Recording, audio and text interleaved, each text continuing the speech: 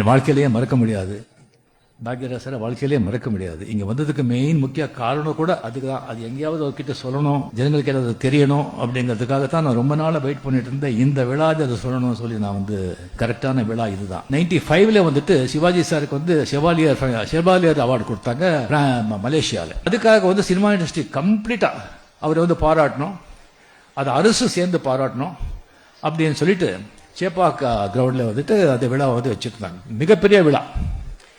So அது CM தான் chief guest, அவங்க தலைமையில் தான் அது அந்த விழா.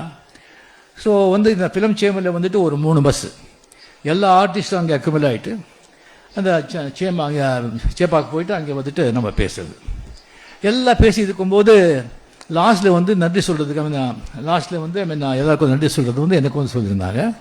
அப்படி சொல்லும்போது நான் அப்போது ஒரு சிஎம் ஜெயலலிதா அவர்களை பார்த்து கொஞ்சம் ஆவேசமாக நான் பேசினேன்.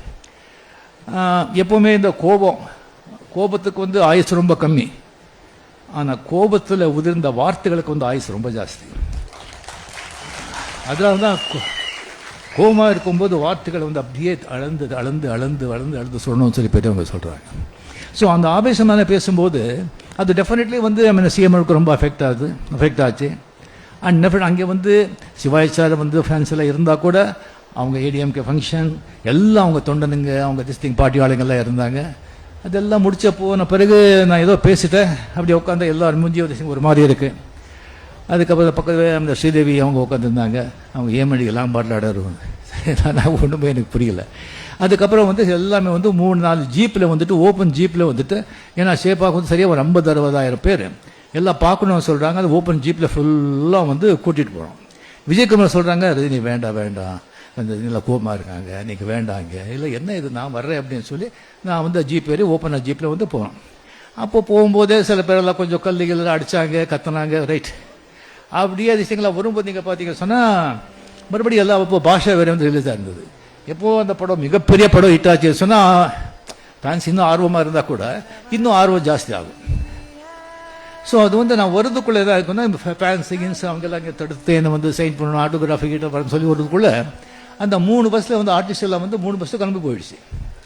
சார் நான் எங்கே போகிறதுன்னு தெரியல. அதுக்கப்புறம் ஒரு குரூப் சொல்கிறாங்க, சார் இந்த பக்கம் வாங்க. இன்னொரு குரூப் அந்த பக்கம் எடுத்துகிட்டு போகிறாங்க. ஃபுல்லாக அந்த மாதிரி விஷயம் இருக்குது. அதில் சில பேர் தலையில் அடிக்கிறாங்க, சில பேர் கிள்றாங்க, நல்லா தெரியுது. சில பேர் திட்டுறாங்க, சில பேர் இது பண்ணுறாங்க. எனக்கு ஒன்றும் புரியுறதுக்குள்ளே ஒரு வார்த்தை வாய்ஸ் கேட்குது. எங்கே போகிறீங்கன்னு சொன்னால் பாக்யராஜ் ஓடி வராங்க. அங்கேருந்து ஓடி யார் சொல்லி அதிசயங்களா பண்ணி எங்கே போயிட்டு யார் கூப்பிட்டுருக்கேன்னு சொல்லிட்டு இங்கே வாங்க அப்படின்னு சொல்லி பார்த்தா அங்கே போலீஸ் ஜீப் இருந்தது. அங்கே ஒரு எஸ்ஐ இருக்காங்க, அவங்க பார்த்துட்டு இருக்காங்க. ஏன்னு சொன்னால் இப்போ சிஎம் பற்றி எப்படி பேசியிருக்க, இவரே செக்யூரிட்டி பண்ணி திங் பண்ணுவோம் சொன்னால் அவங்களுக்கு ஏதாவது ரிமார்க் போயிட்டு அவங்களுக்கு ஏதாவது வேலையில் தூக்கிடுவாங்களோ சொல்லி பயம் நினைக்கிறேன். அவங்க அப்படியே இருக்காங்க. பாக்யராஜ் சார் அவ்வளோ கோபத்தில் கத்தி, என்ன சார் பண்ணுறீங்க, ஒரு ஆர்டிஸ்ட் தள்ளி போயிட்டு இது பண்ணிட்டு இருக்காங்க, பார்த்துட்டு வேடிக்கை பார்க்குறீங்களா, எடுங்க ஜீப்பு, உட்காரவேங்க, கொண்டு போய் வீட்டில் விடுங்க. இல்லைன்னு சொன்னால் எங்கே நம்பர் எழுதுங்கடா, ஜீப் நம்பர் அப்படி ஜீப் எழுதுக்கிட்டு நான் உடனே நாளைக்கு விடமாட்டேன், மீடியாவில் சொல்லி இது பண்ணுற சேஃபாக நீங்கள் போய் சேர்க்கணும்னு சொன்ன அவர் பயந்துட்டு ஓகேன்னு சொல்லி என்னை கம்ப்ளீட்டாக ஜீப்பில் உட்கார வச்சு இப்போ பாக்யராஜ் சொன்னாங்க, சார் பூர்ணிமாவில் அங்கே தான் இருக்காங்க, இல்லை நானும் அங்கே வந்திருப்பேன். ஸோ நீங்கள் வீட்டுக்கு போனோன்னு எனக்கு ஃபோன் பண்ணுறீங்க, அந்த இன்ஸ்பெக்டருக்கும் நீங்களே ஃபோன் பண்ணுறீங்க அப்படின்னு சொன்ன பிறகு அங்கிருந்து என்னை ஜாகிரதையாக அந்த இன்ஸ்பெக்டர் என்னை ஜீப்பில் கொண்டு வீட்டில் விட்டாங்க. அதுக்கு உடனே அவரே ஃபோன் பண்ணி, சார் நீங்கள் பேசுறீங்க அப்படின்னு சொல்லி பேசுங்க. அது என்னால் மறக்கவே முடியாது. அதுக்கு எவ்வளோ நன்றி சொன்னால் கூட அது ரொம்ப கம்மி தான். நல்ல உள்ளம், அருமையான மனிதர், நீண்ட நாள் நீங்கள் நல்ல ஆயுளோட நல்ல ஆரோக்கியத்தோடு இருக்கணும்.